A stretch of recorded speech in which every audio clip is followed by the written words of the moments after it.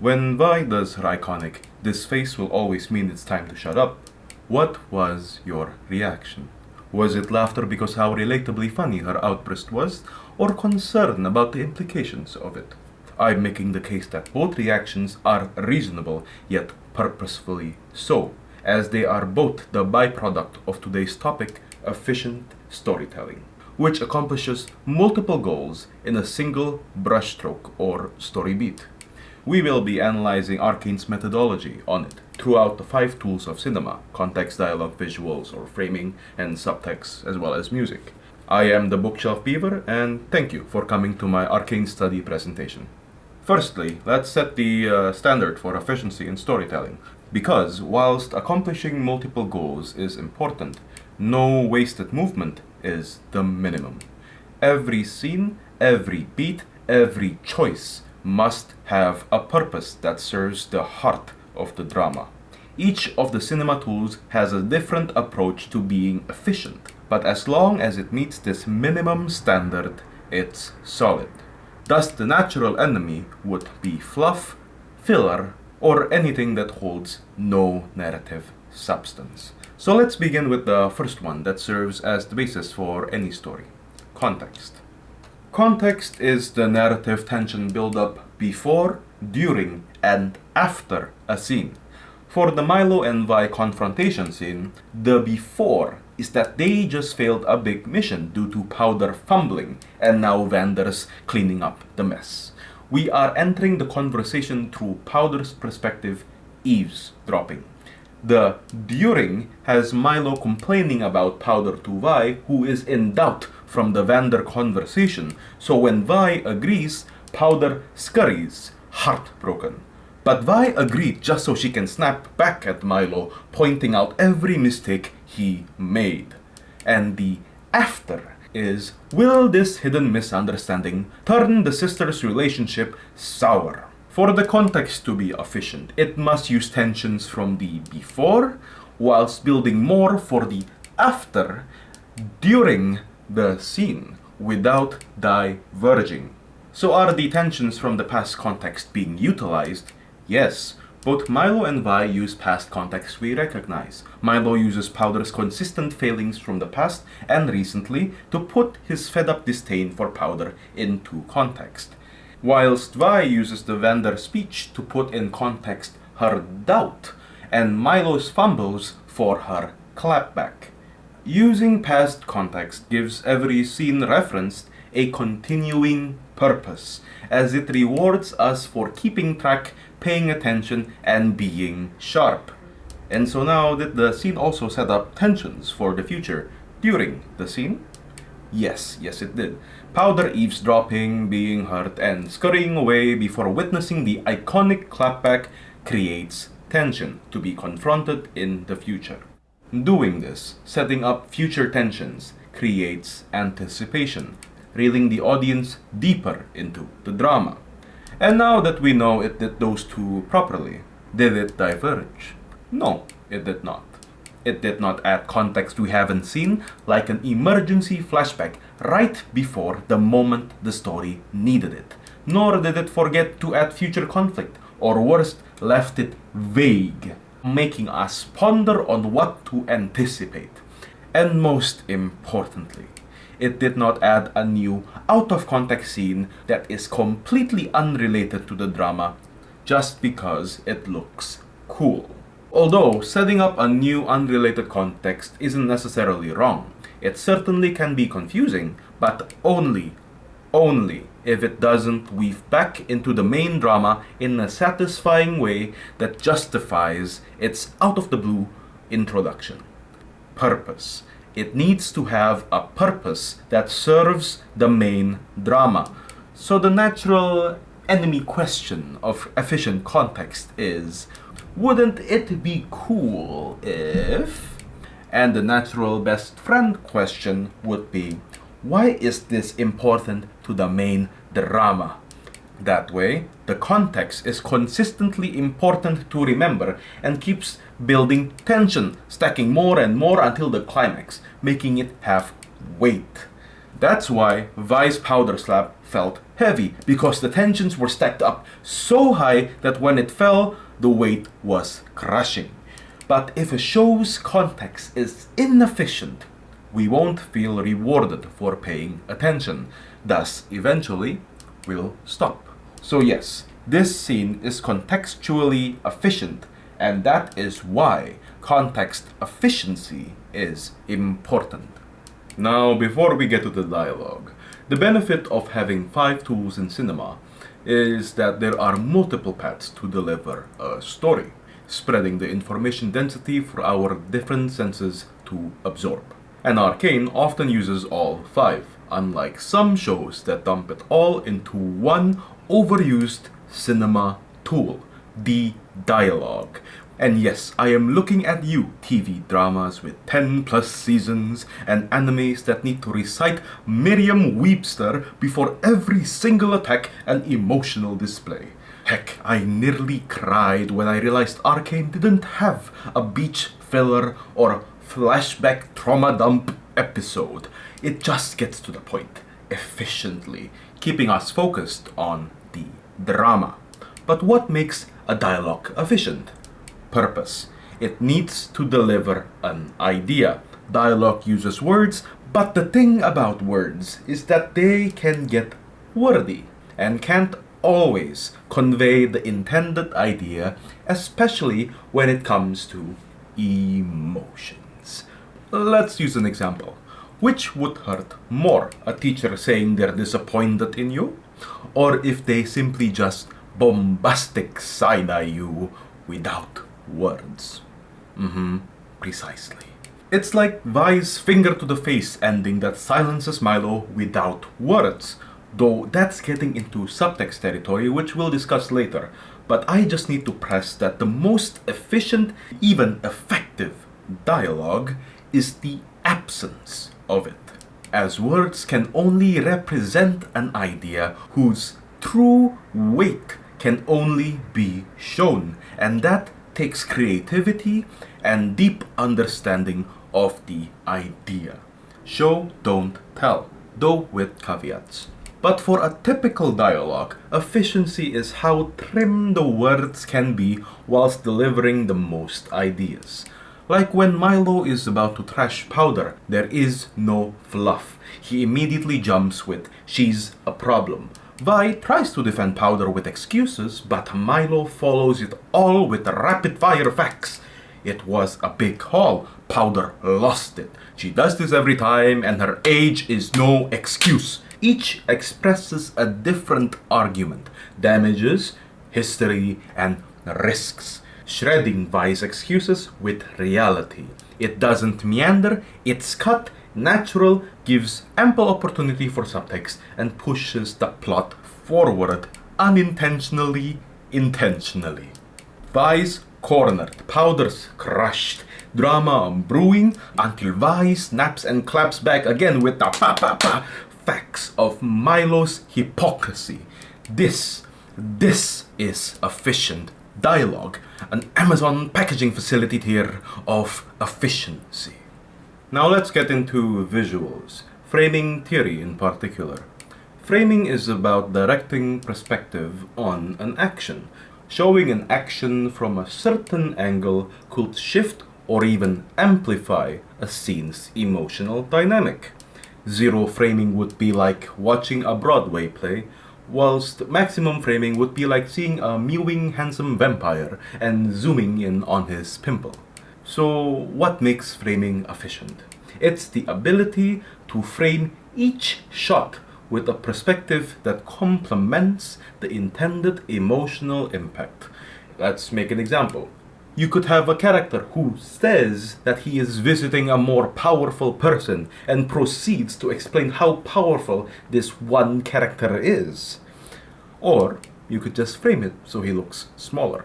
Like how Vi and Milo's framing ping-pongs on who is smaller or larger based on who is winning or losing the argument. Cut the exposition and get to the emotions. Not only does it become more efficient with screen time, but also effective. Because think of it, framing's ability to manipulate emotional dynamics is something words can seldom replicate. So naturally, the enemy of efficient framing is natural framing, where it's not dynamic, symbolic, or straight out diabolical, and Arcane was diabolical, mainly because it worked in conjunction with subtext, especially from body language, which I will delve into more later, and just briskly for now. Let's see the first example, powder. Look at how they framed powder in the Vi and Milo scene. We are up close, making it personal rather than if it were a wider observer shot. Here we can see her expressions better, amplifying her emotions. And what emotion is she feeling? Vulnerability. And this is the amplified dynamic. Here she is like in a visual cage, like a mouse in the wall, helpless, voiceless, vulnerable to what will be said. So when Milo starts spitting facts about powder being a failure whilst bouncing a ball, each bounce makes powder flinch. Each flinch is a jab of emotional damage. But the kicker comes in when Vi agrees with Milo. Because you see, Powder wants to believe Vi believes in her. But that was said when Powder's around. Now that she is not, her words feel unfiltered. True. Perhaps it was a lie. And we catch Powder's expression of betrayal up close. You can't miss it. But it's not in your face either, because we were eased into the vulnerable framing dynamic. Now let's see Vi and Milo's framing. When Milo is winning, Vi is framed smaller. But once Vi turns the tables, she catches the ball, towers over Milo, looking down on him, making him smaller. She has won, and the framing amplifies that point in a way that we can feel it. Heck, look at how they framed Milo's face, retreating from Vi's finger assault. And if that wasn't enough, look how dominant Vi is in the frame when she does her iconic "this look on my face will always mean it's time to shut up," framing Milo as if he were a kid being scolded, obliterating his high ground and ability to even whisper, "I hate you." This is dynamic, purposeful, efficient framing, maximizing a scene's potential emotional output while saving time and precious attention span. As framing ain't just a camera trick, it's emotional architecture, and Arcane's Act 1 does it diabolically well. Now let's get to the next cinema tool, which is the most profound of them all, the subtext. Unlike context, subtext delivers information indirectly. It is the how context, dialogue, visuals, or even music is delivered, adding information beneath the main information, leading to a deeper conclusion.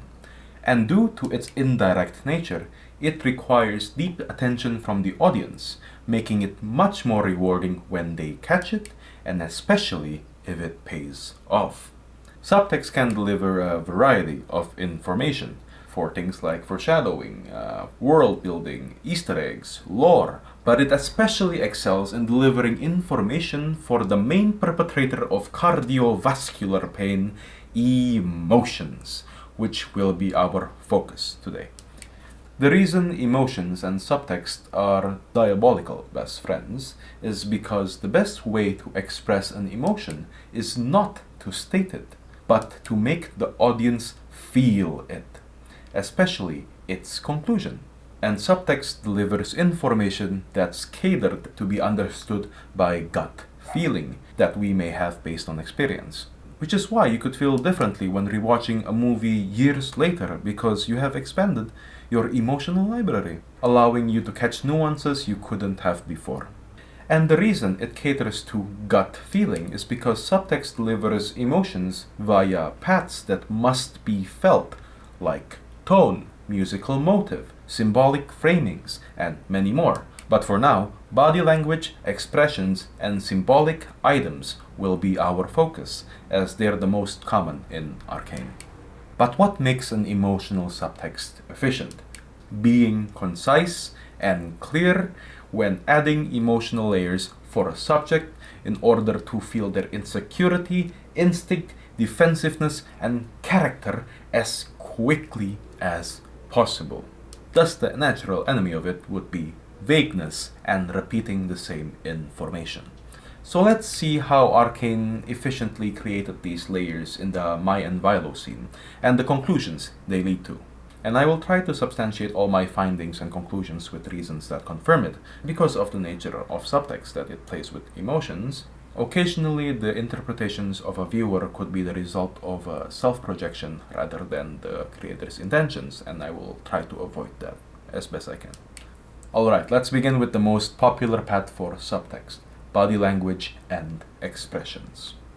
What feeling does Milo's laid-back body language, smug expression, and audacity to bounce a ball whilst complaining convey? Pompousness, self-righteousness, and even a glimmer of joy from Powder's fumble. Why? Let's look at the context and dialogue. Powder failed. He's complaining. Anything deeper? No, not yet. But we feel his frustrations, and this is how he copes, by giddily complaining. And it stings because we're in Powder's shoes. But once the table flips, he huffs in shock, tries to play it down, and reason with Vi, until he scurries to retreating body language and expression. He is afraid of Vi, but why? Why did he not stand up for himself in this moment? Because thus far we know that he is able to stand up for himself against Powder at least, but to Vi, why is he afraid? Context. Alrighty, let's see. So if we dig deep for the insinuation, we'll find that his fearful reaction isn't just caused by Vi's shift in tone and diss track. Combine his reaction here with his obedience to Vi thus far, his habit of discouraging Powder, his vanity about his disregarded lockpicking skills, and later on how Clagger teased him about being afraid to lose to Powder. Taking all these factors into consideration with the scene, we are led to a conclusion of his character. His insecurity, to be abandoned. His fear, to be useless to the captain. Sound familiar?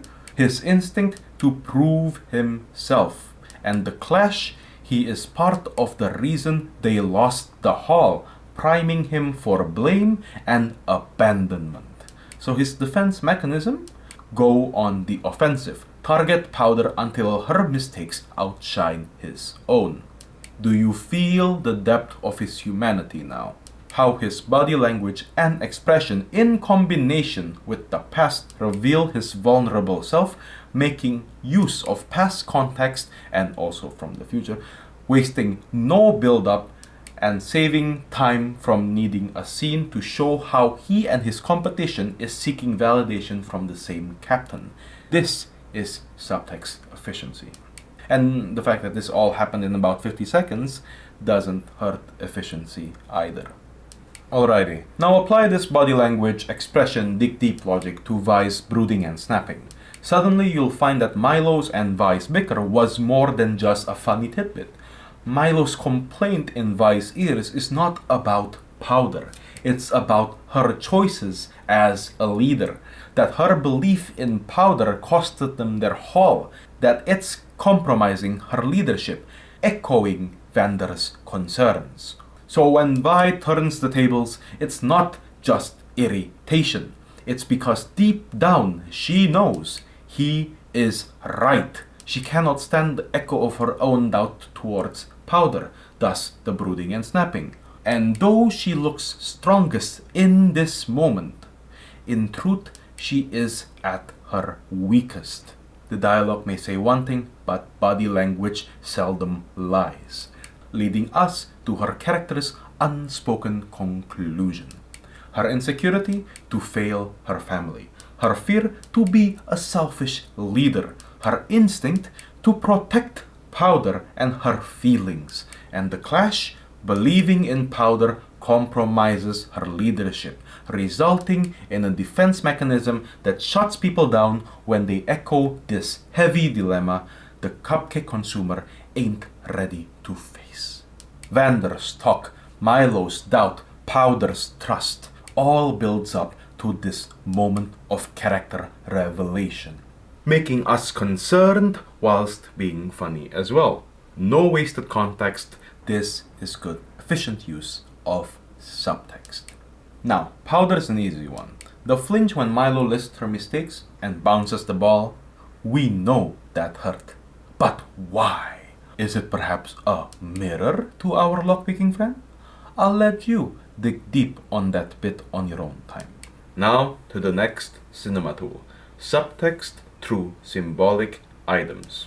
Symbolic items could hold a meaning of their own, like how the Atlas gauntlets symbolically help indicate Vi's punchy personality. It is not spoken, it is insinuated, saving the need for exposition. But symbolic items could also hold another treasure for subtext to use, memory recall, which holds a certain past emotion that may provoke a different reaction when repeated, causing an evolution of that emotion, bypassing the need for a recap or worse, an unnecessary monologue.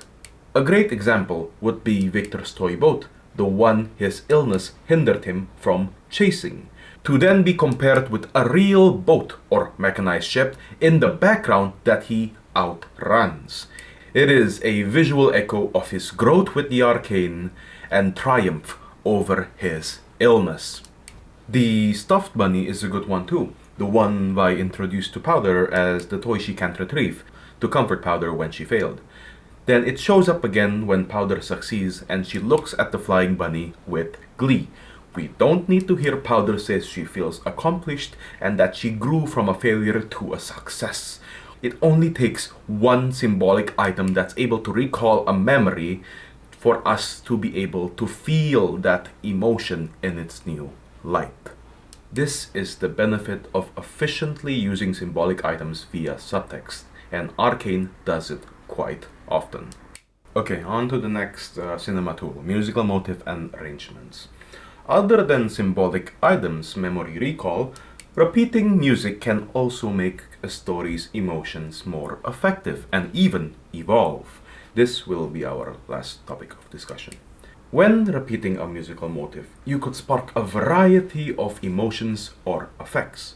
But my absolute favorite from Arcane is how it sparks identity, be it for a city, culture, or a character. And Powder's motif is a great example of this. The first play of a character's musical motif would establish the tone or feeling of the character. But if you change the arrangement and repeat it, then you can stack that nostalgia on top of whatever tone or theme you want to amplify, making the nostalgia's emotions evolve into something more complex without words. So let's see how Powder's motif does this. Also sorry in advance for my music skills. During the opening brawl, the motif plays, focusing on Powder's perspective, making us know it's her theme or motif, which feels quite tender. However, it's cut short, reinforcing how helpless and useless she is in that moment. Then, when Vi leaves her behind, the motif returns, but now it's messy, screechy, twisting that tender motif familiarity into something painful. And lastly, when the explosion happens, we hear the motif in full grandiosity as Powder finally succeeds. And that is what makes the victory feel even more cathartic and joyous, blinded to the reality of what's about to come. Do you feel the benefits of musical motif subtext when done efficiently? Good. It repeats, evolves with the dynamic, and in this case, pays off, which is subtext gold, as it makes the repetition feel purposeful.